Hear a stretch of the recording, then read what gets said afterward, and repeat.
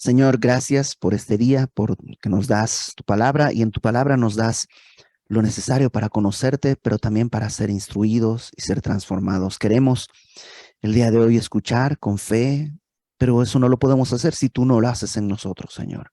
Que tu Espíritu Santo produzca en nosotros esa obra, en el nombre de Jesús. Amén. Amén. Amén, amén. Pues vamos a, a comenzar capítulo 6, Isaías 6.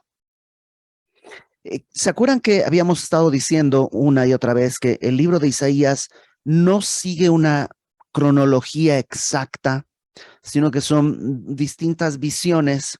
Y esto lo digo porque el capítulo 6 debería, entre comillas, debería, porque no estoy queriendo corregir la Biblia, pero digamos, debería estar al principio, porque aquí está el llamado de Isaías.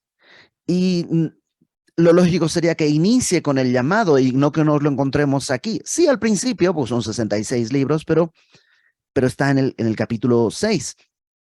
Entonces, ¿por qué? La explicación, digamos, más sencilla es porque no tiene un orden cronológico y entonces, pues, Isaías consideró que aquí estaría bien.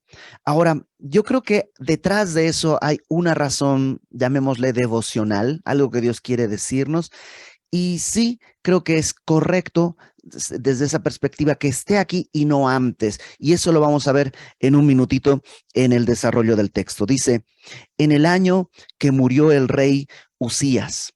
El rey Usías fue un buen rey. Si tú recuerdas lo que estuvimos viendo en Reyes y en la introducción, el rey Usías fue un buen rey, un rey que políticamente trajo estabilidad al país, reconstruyó muros, reforzó fronteras. O sea, fue un rey que políticamente trajo beneficios a la nación.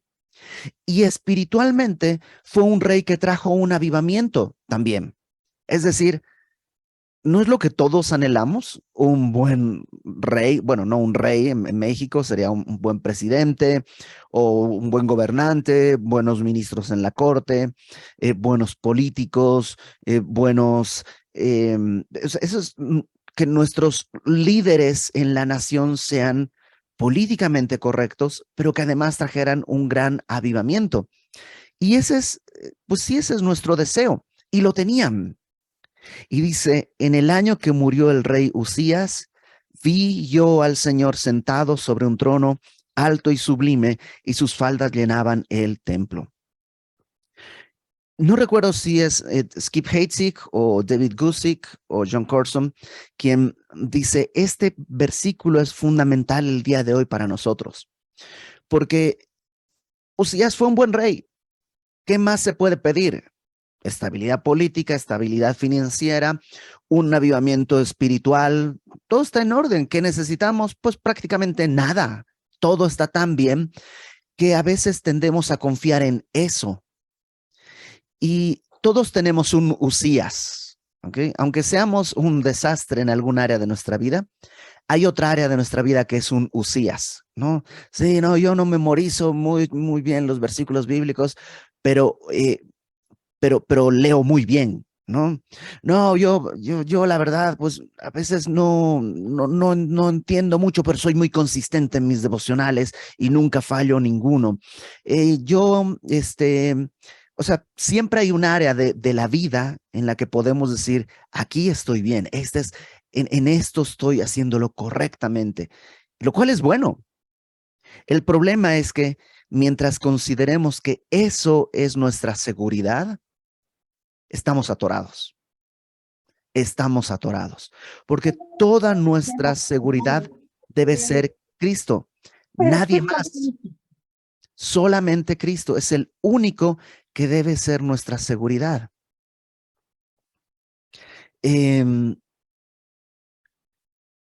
que morir Usías para que Isaías pudiese ver un trono más alto que el trono del rey, un trono más sublime que el trono del rey, Cuando dice las faldas llenaban el templo, hace referencia a una especie de manto largo que se usaba, que representaba pues la realeza, ¿no? Los siervos no usaban mantos largos, no usaban cosas como, ¿recuerdas a José el soñador que le regalan un manto con mangas anchas? ¿Por qué? Porque los siervos eso les estorba para trabajar. En cambio, los que son de más alto rango, ellos sí podían usar. Entonces, sí, Usías era un buen rey, pero tenía que morir para que Isaías pudiera ver a un rey más supremo, más alto, en un trono más alto y más sublime. Eh, y ojo, no estoy diciendo que si tú tienes mucha disciplina y nunca has faltado en tu lectura diaria, no es que tienes que, voy a morir a eso y voy a dejar de leer, no, no, no, sino que tienes que dejar de confiar en eso como si en eso estuviera tu satisfacción, tu seguridad. ¿Cómo sabes que eres salvo? Es que leo mi Biblia todos los días. Ok, entonces no es Cristo, sino tu disciplina de lectura. Tienes que morir a eso porque estaría poniendo un ídolo.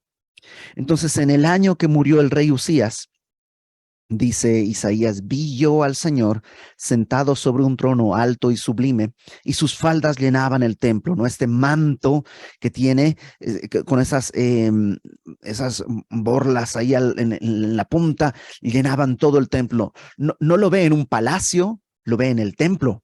Pues claro, este es el rey, es Dios y es rey, está en el templo. Verso 2. Por encima de él había serafines. Cada uno tenía 6 alas, con 2 cubrían sus rostros, con 2 cubrían sus pies y con 2 volaban. ¿Qué son los serafines? Pues realmente no lo sabemos. Serafín quiere decir el que arde, serafín es plural, los que arden, eh, o también se podría traducir seres de fuego. Entonces, que probablemente no es que se llaman serafines, porque luego hay gente que clasifica, ¿no? Hay arcángeles, hay serafines, y así hay distintos tipos de ángeles. Probablemente serafines no está dando un tipo de una descripción en ese sentido, sino simplemente está diciendo que había estos seres de fuego que los está describiendo con 6 alas, con 2 cubren sus rostros, aunque son seres poderosos, no se animan a ver a Dios. Entonces cubren su rostro en señal de humildad delante de Dios. Con 2 cubren sus pies y con 2 vuelan. ¿Por qué? Porque donde está Dios es el lugar santo. ¿Te acuerdas cuando está Moisés en el desierto y hay una zarza ardiendo y Dios le dice, quítate el calzado de tus pies, el lugar donde estás es tierra santa? No es que la tierra es santa porque es tierra santa en realidad, sino porque Dios está ahí. Dios le da la categoría de santa a la tierra. Y entonces Moisés se tiene que quitar los zapatos porque está frente a Dios y es tierra santa. Bueno, estos seres que son tan poderosos, tan grandes, no se animan a pisar el suelo donde está el Señor. Ellos están volando eh, para no estar en el mismo lugar, ¿no? Como una especie de honra a Dios. Y verso 3. Perdón, algunos ven en estos serafines lo mismo que ve Ezequiel. Cuando Ezequiel tiene una visión, puedes leerlo al principio, ve igual unos seres llenos de ojos por dentro y por fuera, y que Juan en Apocalipsis, en el capítulo 4, también ve unos seres que le llaman seres vivientes, llenos de ojos por dentro y por fuera. Puede que sean los mismos, puede que sí, puede que no, realmente. Lo importante es que son seres poderosos, son seres que están delante de Dios, son seres tan supremamente poderosos, pero a la vez tan conscientes de que en su suprema poderositud no se comparan con Dios. Ellos tienen que tapar sus ojos, ellos tienen que tapar sus pies, ellos tienen que estar volando, pues no pueden estar delante del Señor de toda la tierra.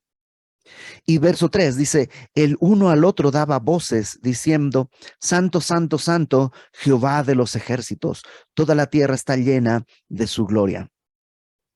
No le están hablando a Dios. O sea, si no pueden ni mirarle, no le pueden ni hablar. Se están diciendo el uno al otro. Están diciendo, santo, santo, santo, Jehová de los ejércitos, toda la tierra está llena de su gloria. Y la palabra llena habla de llenar, no de salpicar, no está completamente llena de su gloria. Esto de santo, santo, santo, algunos lo ven como una referencia a la Trinidad, ¿no? Santo el Padre, santo el Hijo y santo el Espíritu Santo. Yo sinceramente creo que es más, no sé si más correcto, pero más lógico entender que este santo, santo, santo es un hebraísmo, es una forma judía de hacer algo que es como un superlativo. En México tenemos el tototote, ¿no? Un sándwich o totote. Y mientras más to, pues es más grande, ¿no? Y tu refresco es rico totototototote. Y como que el tototototo en mi pueblo es el ango, ¿no? Si es algo chico, chico es chiquitingo, si es grande es grandango, ¿no? El ango hace que sea un superlativo. Bueno, en la cultura judía, en el hebreo, el superlativo se consigue por repetición. Por eso se habla del cantar de los cantares, ¿no? Es el canto más hermoso. O de vanidad de vanidades, o por los siglos de los siglos, o Jesús decía, desierto, desierto. Entonces, en ese sentido, santo, santo, santo, probablemente, más que referirse específicamente a la Trinidad, se está refiriendo a la santidad plena y suprema de Dios, Jehová de los ejércitos. Toda la tierra está llena de su gloria. Y fíjate, verso 4, los quiciales de las puertas se estremecieron con la voz del que hablaba y la casa se llenó de humo. Esto de los quiciales de las puertas está en el templo. Las puertas no son de una hoja así de madera, de aglomerado, así, no, no, no, eran maderas fuertes, puertas grandes y está temblando con la voz del que habla. Dios habla y bum, bum, bum, bum, bum, bum, bum. No sé si alguna vez has estado en un lugar con un ruido tan potente que sientes aquí. A veces dices, no, no lo escucho, pero nomás se siente aquí es esa presión sonora, incluso más que el oído, es una presión en el pecho de boom, boom. Bueno, eso está sonando. Eh, y dice, y la casa se llenó de humo, el templo de pronto se llena de humo, de la gloria de Dios, la Shekinah, como cuando Salomón dedica el templo y el humo, la gloria de Dios llena el templo de tal manera que nadie puede estar dentro. Así la gloria de Dios llena todo ahí en el templo. Verso 5. Entonces dije, ay de mí, que soy muerto, porque siendo hombre inmundo de labios y habitando en medio de pueblo que tiene labios inmundos, han visto mis ojos al Rey Jehová de los ejércitos. Isaías dice, ay de mí. Si te acuerdas, en el capítulo 5, en el versículo 8, dice, ay de los que juntan casa a casa y añaden terreno a terreno, y hablaba de estos que acumulan, ¿no? En el versículo 11, ay de los que se levantan de mañana para seguir la embriaguez, los que viven en desenfreno. Versículo 18, ay de los que traen la iniquidad con cuerdas de vanidad. Verso 20, ay de los que lo malo dicen bueno y que los buenos le dicen malo. Verso 21, ay de los sabios en sus propios ojos. Verso 22, ay de los que son valientes para beber vino y hombres fuertes para mezclar bebida. Y claro, la verdad es que es normal para nosotros ver el pecado en otros. Y yo podría decir, ay, de los que no van a la iglesia. Ay, yo llego temprano. Ay, de los que llegan a la mitad del servicio. Yo llego antes que comience. Ay, de los que, ay, de los que, ay, de los que, ay, de los que. Y sí, siempre si nos medimos uno a uno, pues vas a buscar más chaparritos para verte tú más alto. Eso es normal.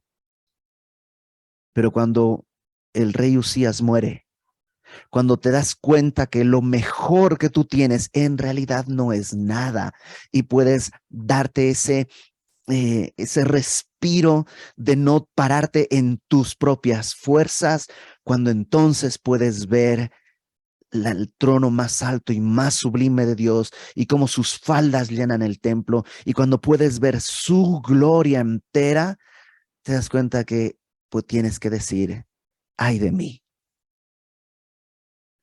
Y a menudo como cristianos nos hace falta, pues vivimos en una sociedad pecadora. Y es facilísimo decir, mi vecino, sí, ay de mi vecino que llega tarde en la noche y con unas copas de más, ay de aquel, ay de mi marido, ay de mi esposa, ay de mis hijos, ay. Y siempre yo soy bueno, mejor, y, o sea, sí, soy más bueno, más bonito y más barato. Y pero cuando ves a Dios realmente y su voz retumba en tu pecho, solo queda decir una cosa: ay de mí, que soy muerto. ¿Por qué? Porque siendo hombre inmundo de labios.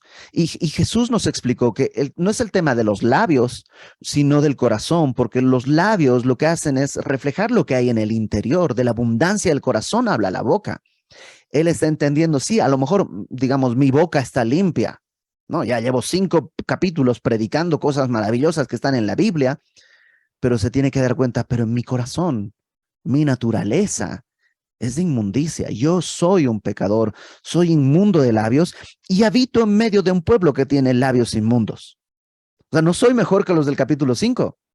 Yo habito en medio de ellos, no encima de ellos, no por sobre ellos. Vivo en medio de todo esto. Y así dice, han visto mis ojos al Rey Jehová de los ejércitos. Él sabe a quién ha visto. Y es curioso porque en un mundo que anhela por tener identidad, en un mundo que anhela por saber quién es, todos queremos saber quién soy, Señor, quién soy, quién soy, quién soy. Eh, Nuestra identidad solo se revela cuando entendemos quién es Él. Ahora Isaías está entendiendo quién es Dios y está entendiendo quién es Él. Soy inmundo de labios en medio de un pueblo inmundo de labios. Lo mismo le pasó a Saulo. Cuando Saulo va camino a Damasco, ¿te acuerdas? Él va caminando hacia Damasco, el Señor Jesús se le aparece. Saulo piensa que él es bueno.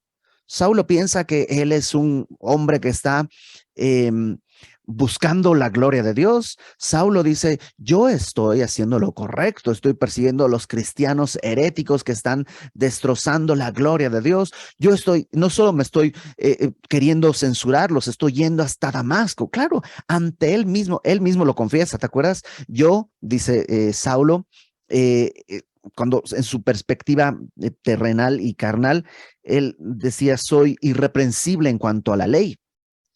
Pero cuando llega con Cristo y la luz más brillante que el mediodía se le aparece y cae, no del caballo, porque en ningún texto hay caballo, nomás cae.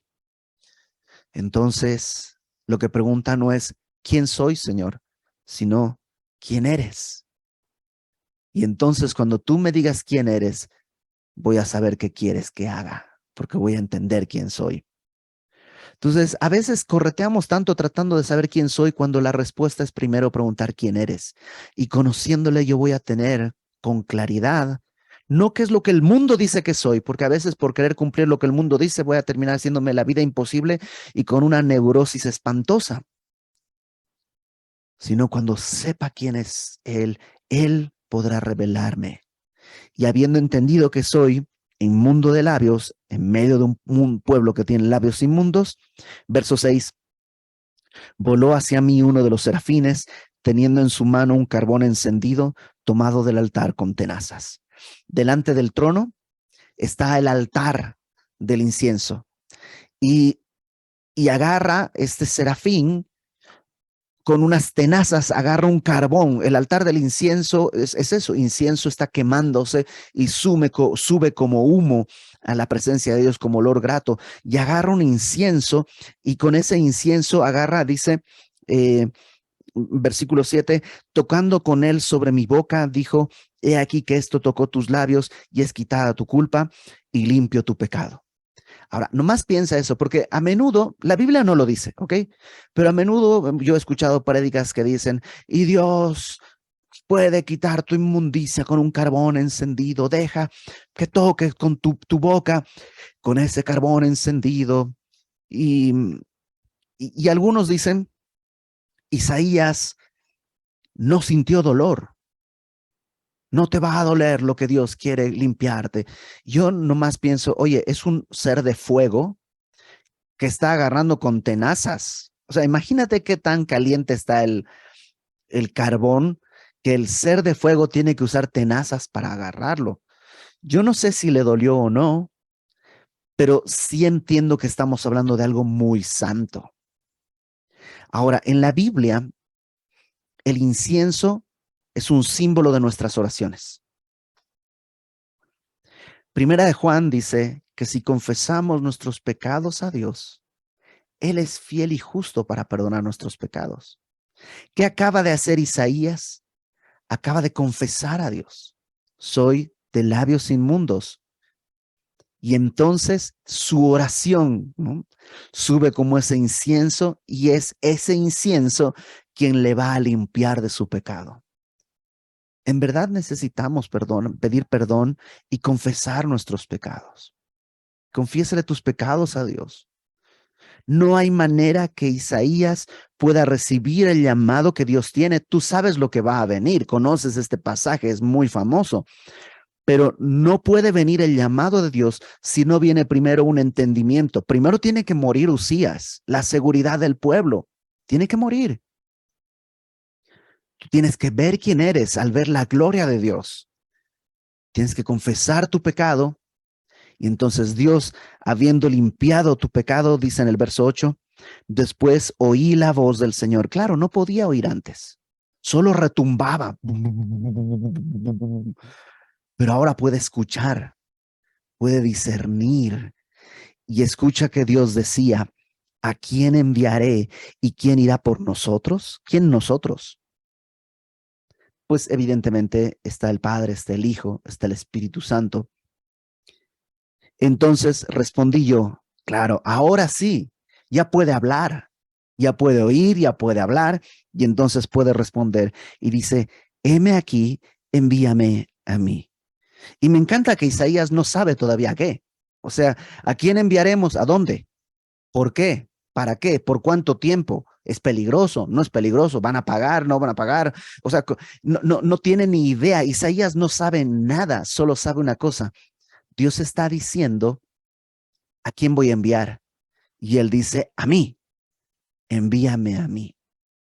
Dicen que la mejor habilidad es la disponibilidad, ¿no? Disponibilidad sería, pero si no, no queda. Pero a menudo gente dice, oye, yo quiero servir, quiero hacer, órale, pues va. Llega el momento y le dices, hazme un favor, puedes hacer, encargarte de los baños, de recoger esto. Híjole, no puedo, es que ese día tenemos, vamos a ir al cine, vamos a ir a comer, vamos a ir a cenar, vamos a ir a... Y sí, ganas no le falta a nadie, pero la mejor habilidad es la disponibilidad. El poder decir, yo estoy listo, yo quiero ir.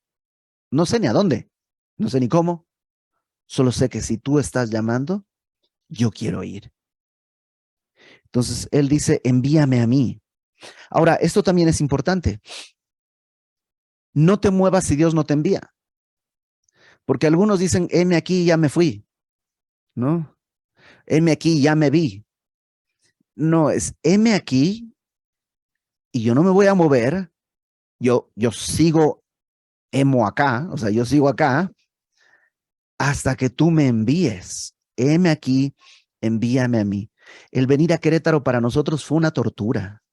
Y en muchos sentidos fue aprender a ver también esto, porque, pues, déjame confesarte un poco, pero la verdad es que yo vivía bien. Vivía en una zona muy bonita en la Ciudad de México, tenía un muy bonito trabajo sirviendo en Semilla México bajo la dirección y la autoridad de mi pastor. Tenía, la verdad, no podría pensar en algo mejor para mi vida. Y mi hija estaba en la escuela, tenía buenas calificaciones, todo estaba bien y tenía que morir Usías. Y en esos trayectos de horas de la carretera de Ciudad de México a Querétaro, Dios empezó a mostrarnos cómo nuestra seguridad estaba en cosas que no tenían que ser. Y tuvimos que, ahí sí aprendimos a ver que éramos inmundos y de labios inmundos y de tripas inmundas y de corazón inmundo. Y Dios trabajó de una manera o sea, tal cual. O sea, ese carbón encendido no fue un carbón en la boca, nos metió así al fogón, abrió la tapa del Weber, nos metió ahí al carbón. Fue un tiempo bien difícil y había gente que me decía, oye, pero ¿por qué no se van? Porque no sé todavía. Ah, pero ya llevan un año yendo y viniendo, ¿por qué no se van? ¿O qué van a hacer? Es que todavía Dios no nos ha dicho y teníamos que esperar hasta el punto en el que Dios, ya habíamos levantado la mano. Pero igual que Moisés, ¿te acuerdas que Moisés, Dios le dice, un ángel va a ir contigo y él te va a acompañar? Y Moisés dice, no, no, no. Si tu presencia no va con nosotros, no nos saques de aquí. Aquí nos quedamos en el desierto. Si tu presencia no va con nosotros, si tú no me envías, yo no me muevo. Entonces Isaías le dice, heme aquí, envíame a mí. Y dijo, anda y di a este pueblo. Entonces, ok, te voy a enviar, esta es tu tarea, este es tu mensaje. Di a este pueblo, oíd bien y no entendáis. Ved, por cierto, mas no comprendáis. Y es así como, a ver, escuchen pero no oigan, vean pero no entiendan. ¿Por qué?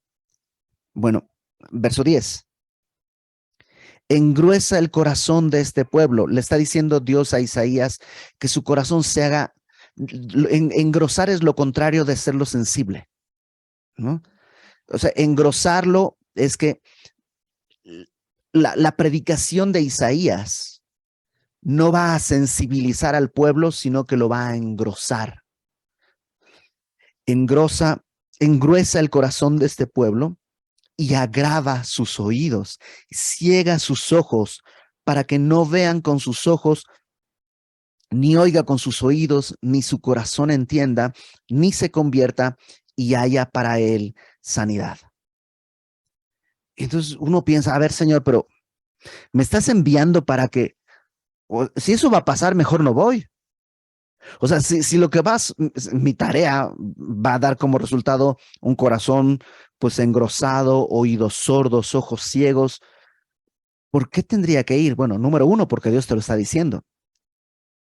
Pero entonces, ¿qué es lo que Dios quiere hacer con esto? Acompáñame a Juan capítulo 12.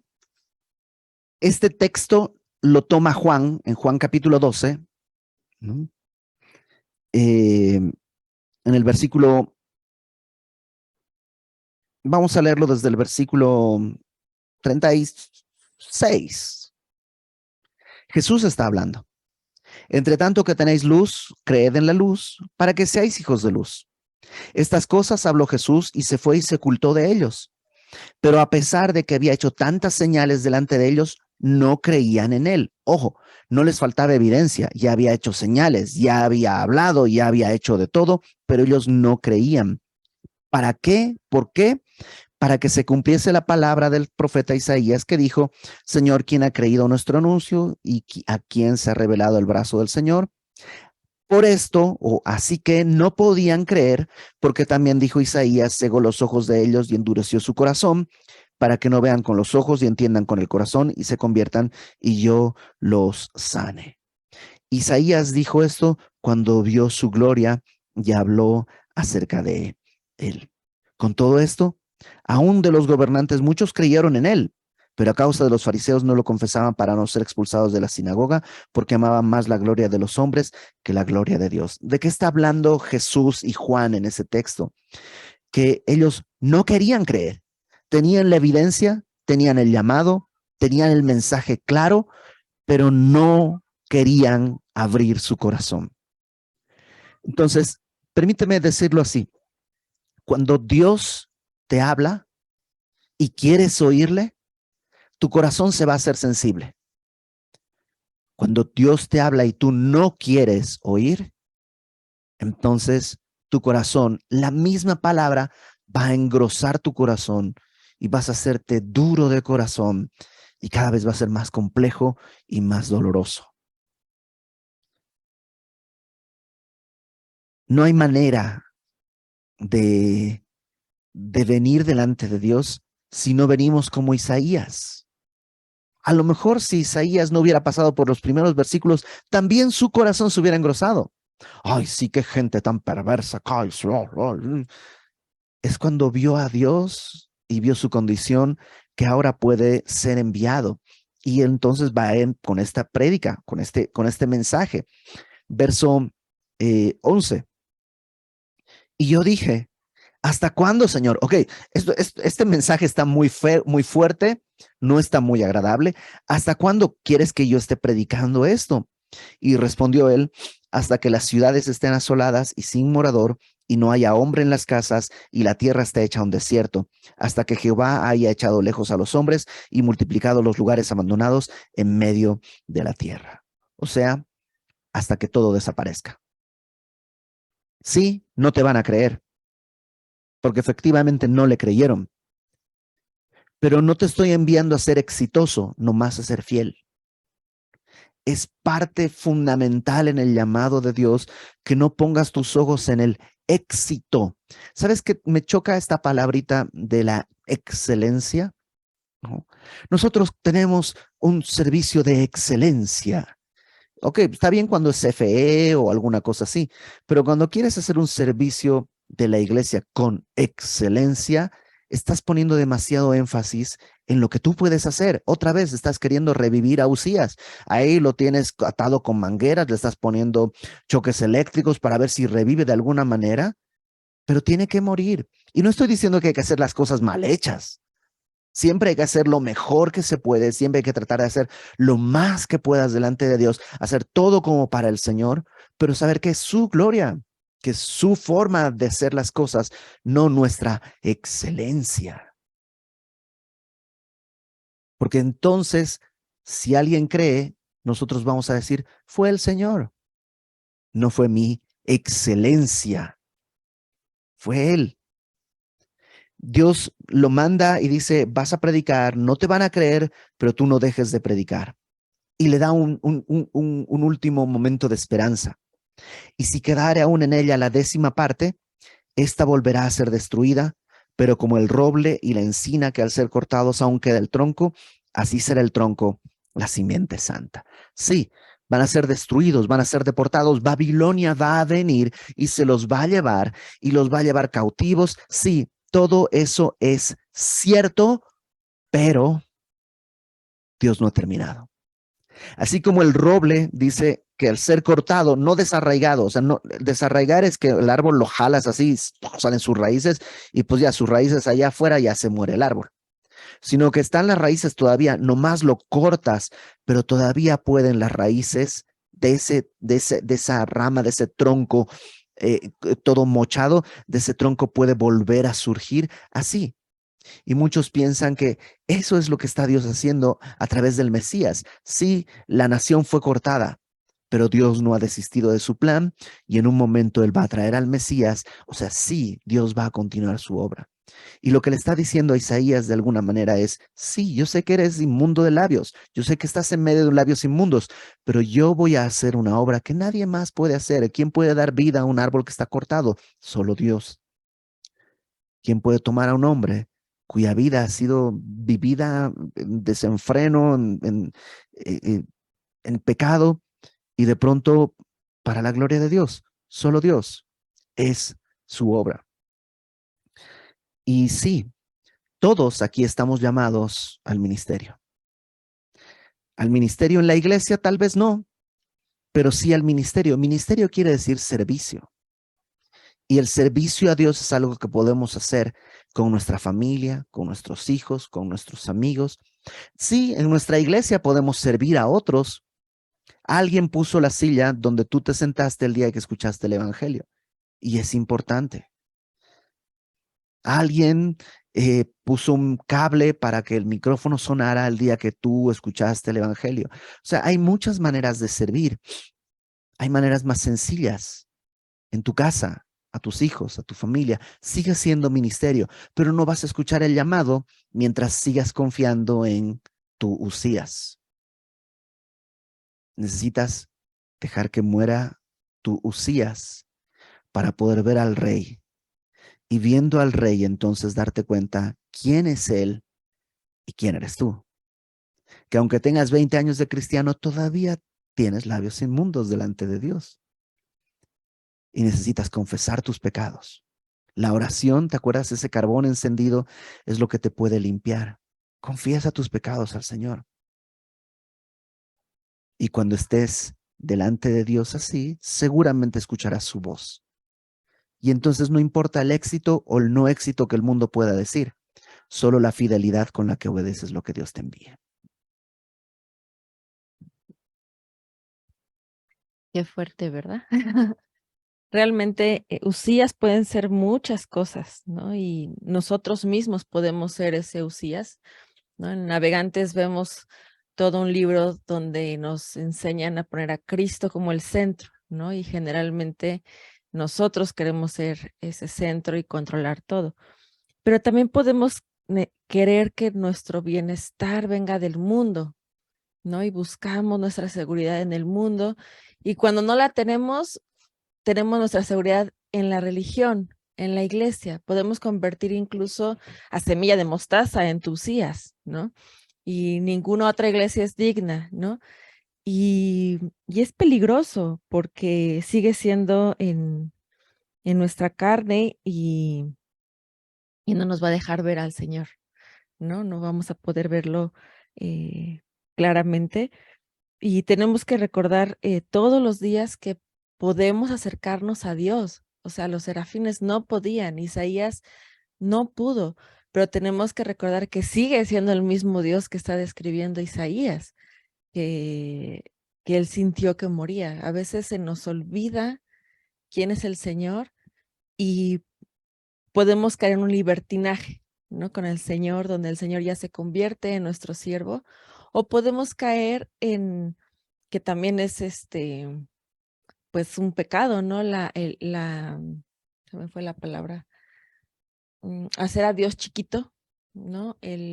Como un ídolo, ¿no? O sea, no, como si él no fuera este Dios tan grande que ni los serafines de fuego pueden estar delante de él, ¿no? Estamos ante un Dios grande y podemos entrar, dice Hebreos, confiadamente hasta ese trono de gracia y clamar misericordia y clamar gracia y clamar sabiduría. O sea, ese es nuestro Señor. Y me impactó mucho esto del corazón engrosado, ¿no? Porque a veces como cristianos también podemos engrosar nuestro corazón, también podemos cansarnos de escuchar así de, vamos a leer otra vez Juan, ay, otra vez Lucas, cansarnos de escuchar la palabra del Señor como mandato, como Isaías que dijo, ahora escucho, dime Señor, yo escucho. Y eso es peligroso porque la Biblia habla de la apostasía, donde los creyentes se van a cansar de la voz del Señor y van a empezar a escuchar otras cosas y van a negar su fe. Y eso está en la Biblia. Y hay que temer. Acerquémonos a ese trono, acerquémonos a decirle al Señor, quiero verte siempre, quiero verte porque no quiero ser de los que no quieren ver y en su misericordia el Señor pues Él es un caballero que no nos obliga, ¿verdad? Sino a amar cada cosa que el Señor nos diga y sí, estar dispuestos y disponibles, no a servir, sino a responder al amor del Señor y Él nos va a decir, pues, ¿cómo? ¿No? Pues vamos a orar. Señor, aquí estamos y en verdad estamos, como encontraste Isaías, somos inmundos de labios, Señor. Que nunca pensemos algo distinto, que nunca pensemos que no es verdad. Que tu espíritu traiga a nosotros esta convicción, pero también la convicción de que tú pagaste por nosotros, que con tu sangre nos has limpiado, que en verdad podemos tomar tu nombre en nuestra boca, que no solo tenemos la libertad de acercarnos hasta el trono de gracia, sino la invitación que tú hiciste para acercarnos confiadamente, que el privilegio que tenemos fue comprado con tu sangre. Ayúdanos, Señor, que los estudios bíblicos, nuestra religión, no engruese nuestro corazón, no nos aparte de ti. Y aquí estamos, Señor. En verdad, si tú quieres llamarnos, aquí estamos. Y no queremos movernos si tú no nos envías. Aquí estamos, Padre. En el nombre de Jesús. Amén.